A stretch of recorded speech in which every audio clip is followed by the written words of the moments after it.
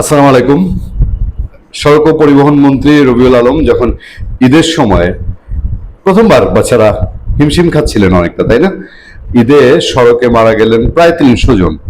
কিন্তু সড়ক পরিবহন মন্ত্রী সবচেয়ে বেশি তার কনসেন্ট্রেশন ছিল বোধহয় যে টিকিটের দাম কত, কি বলে দুর্জনরা, কি বলে সোশ্যাল মিডিয়া, কি বলে, এই দিকে নজর দিতে গিয়ে এবং প্রথমবার ফার্স্ট অভিজ্ঞতা ঈদ সামলানোর একজন মন্ত্রী হিসাবে একটু কি খেই হারিয়ে ফেলেছিলেন।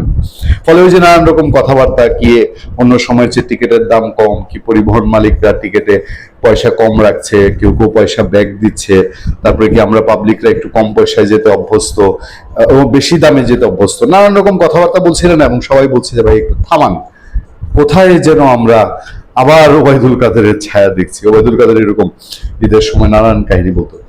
একটা কথা কি জানেন, আওয়ামী লীগ গভর্নমেন্ট এবং ডক্টর ইউনূস গভর্নমেন্টের বহু সমালোচনা আমরা করি, এখনো করি, এবং এই যাবৎকালে সবচেয়ে পাপিষ্ট গভর্নমেন্ট হলো ডক্টর ইউনূস গভর্নমেন্ট। আচ্ছা, ওইদিকে আমি এখন না যাই, কিন্তু ঈদ ম্যানেজমেন্টে ওই গভর্নমেন্টটা আবার কিন্তু খুব বেশি ঝামেলা তৈরি করেনি, এবং বলতে পারেন যে যদি আমরা একেবারে কৃপণ না হয়ে বলি তো সফল ছিল। ঈদ ম্যানেজমেন্টটা সফল ছিল। এটা নিরাপদ যাত্রা, ভাড়ার ভোগান্তি তুলনামূলকভাবে আওয়ামী লীগ গভর্নমেন্টে অনেক সফল ছিল, ইউনূস গভর্নমেন্টের ছিল।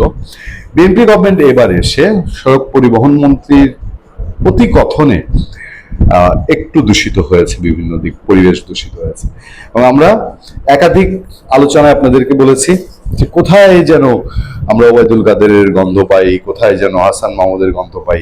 ওনারা অনেক সময় অতি এক্সাইটেড হয়ে কথা বলতেন না, এবং সবকিছুর মধ্যে বিএনপি খুঁজে বেড়াতেন, সবকিছু মানে জামাত খুঁজে বেড়াতেন। এই রবিউল সাহেবের মধ্যেও এরকম কিছু বিষয় টিস্যু ছিল। এবার জামাত একটা কথা বলেছে, আমরা যে ওই যে ওবায়দুল কাদেরের ছায়া খুঁজে পেতাম, এইটা কিছুটা সংসদে জামাতি লোকজনের মধ্যেও ছড়িয়েছে, তবে তাদের দৃষ্টিভঙ্গিটা একটু ভিন্ন রকম।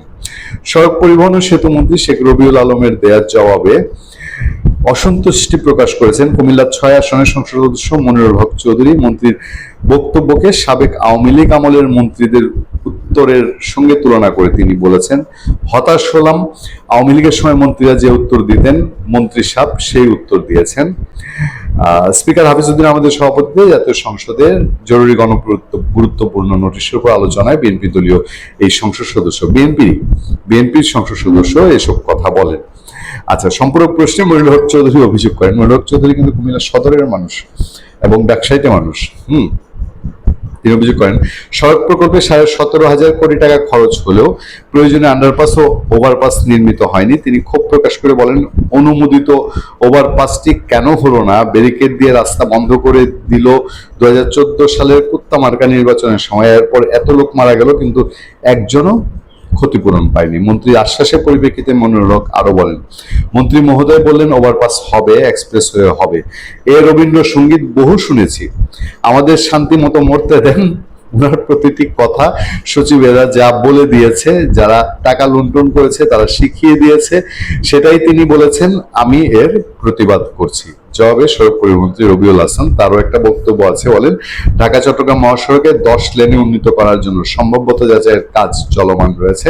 তিনি বলেন, এই প্রকল্প আগে থেকে চলমান আছে, আমরা শুধু নকশা পরিবর্তন করে ও বাজেট সমন্বয় করে কাজ করতে পারছি। সরকার নতুন এসেছে, সংসদ সদস্য আমাকে যা জ্ঞাত করেছেন সে বিষয়ে সচিব সহ সংশ্লিষ্টকে পাঠিয়েছে এবং কিছু পদক্ষেপ নেওয়া হয়েছে। আশা করি দ্রুততম সময় দৃশ্যমান কিছু দেখা যাবে। যাক, বিএনপির সংসদ সদস্য বলে ফেলেছেন রবিউল আলম, অন্তত কাজ যাই হোক, বাংলাদেশের মানুষ আসলে মুখের কথায় অনেক বেশি বলে। তো রবিউল আলম ভবিষ্যতে আর ওই যে চাঁদাবাজির ক্ষেত্রে এক বয়ান দিয়েছিলেন না, যে সড়কে যা তোলা হয় এটা আপোষে চাঁদাবাজি না, সেই ধরনের বয়ান নিশ্চয়ই আর দিবেন না। ভালো থাকবেন, সুস্থ থাকবেন। আপনাদের সাথে আমি আতিক রহমান, পূর্ণিয়া।